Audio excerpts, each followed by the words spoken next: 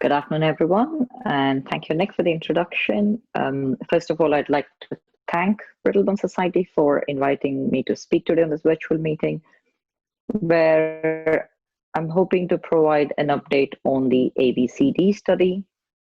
Next slide, please. So I don't have to explain to this audience that we know OI is the commonest form of inherited bone fragility. And although there have been a lot of studies looking at the clinical and medical aspects of OI, there have been far fewer studies focusing on sort of early diagnosis and quality of life in individuals with OI. So when the first call came out from Brittle Bone Society, we decided to put in an application looking at the balance of cost and determining the experience of families in pediatric osteogenesis imperfecta, so-called ABCD study. And fortunately, we were one of two funded studies from that call. So in terms of the aims, the plan was to determine whether early diagnosis would help reduce this by assessing the time taken to diagnosis and institution of appropriate management. And also we were interested in looking at the healthcare utility of children with OI and look at what the healthcare burden is by undertaking a quantitative assessment. Next slide, please.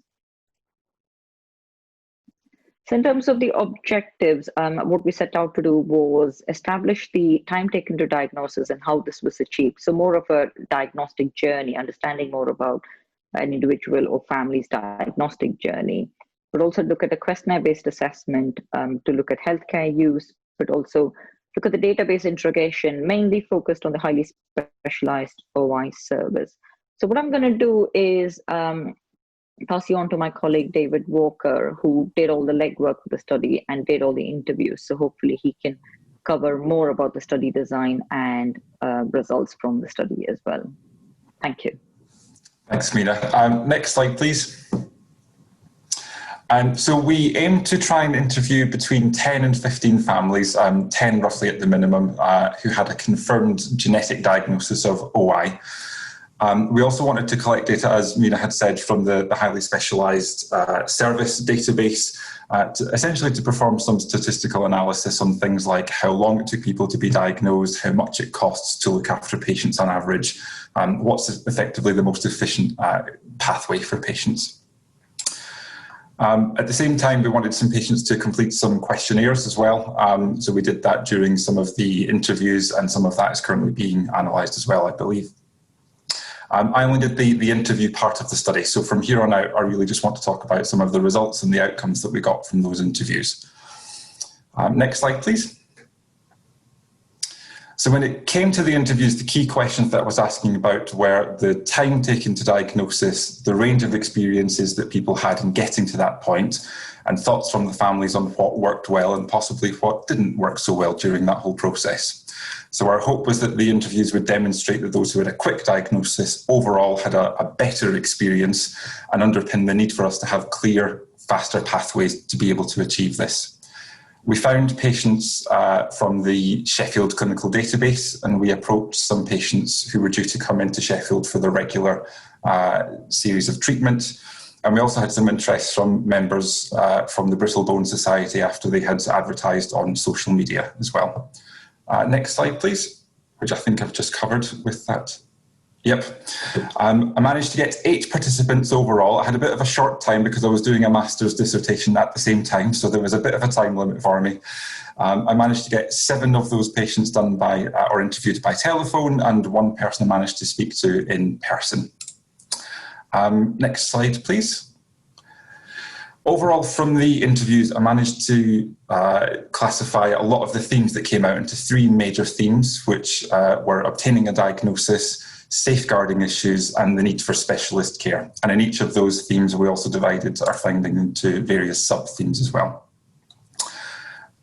Next slide, please. So I'm going to go through some of the findings that we had just now.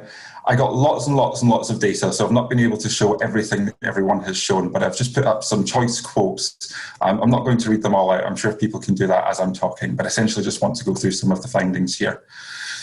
As you can probably expect, there wasn't really a clear main route to diagnosis. The biggest theme was clearly about how long it took people to get to that point, and unsurprisingly, everyone seemed to have a fairly different experience. So one thing that maybe wasn't so clear was the distinction between achieving a clinical diagnosis and a genetic diagnosis. In some cases, it was suspected that children had OI, but they didn't necessarily start getting access to the right care until a genetic diagnosis had been made. As you can see, we've got some experiences in these quotes where one child was diagnosed immediately at birth and another child was struggling to get a genetic test a bit later on in life after that. So it can range quite a bit. Next slide, please.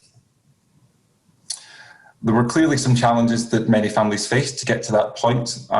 Parents felt that they had to push quite strongly because they felt that there had to be an underlying diagnosis going on somewhere, or felt like the diagnosis that was given to their children in the first instance wasn't quite right. Things like Ehlers-Danlos syndrome came up quite a lot.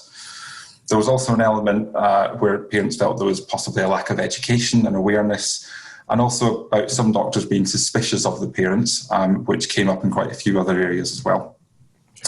Next slide, please.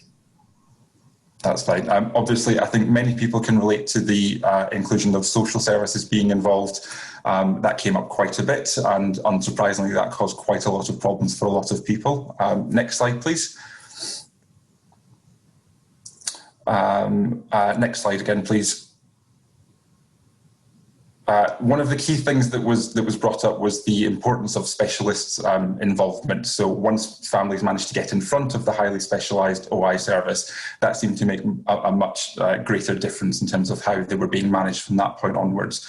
And the faster that people got to that point, essentially, the better they did afterwards. Next slide, please. And obviously a lot of families had also raised the fact that in many situations there was a lack of awareness and education, which I think I've mentioned already. Not any one person in particular had done anything wrong, but as a general feeling, the medical community wasn't great at being able to pick this up and get families in front of the specialist care as quickly as they would like to. Next slide, which I think is one of the last ones. So overall, I think from the interviews that we did, we managed to show that families would clearly appreciate a much earlier diagnosis that made a much more positive, significant impact on their lives and their outcomes. Next slide, please. There's obviously some extra work that we could do around this, but I think we've shown that quite clearly with the interviews that we got. And then final slide, I think. And yes, obviously, I wanted to thank the team for helping me get to this point with the interviews, the Brittle Bone Society for funding and supporting the research, and obviously all of the families who took part in the research as well. It was a real privilege to hear your stories. Thank you. I know that was very short, but thank you.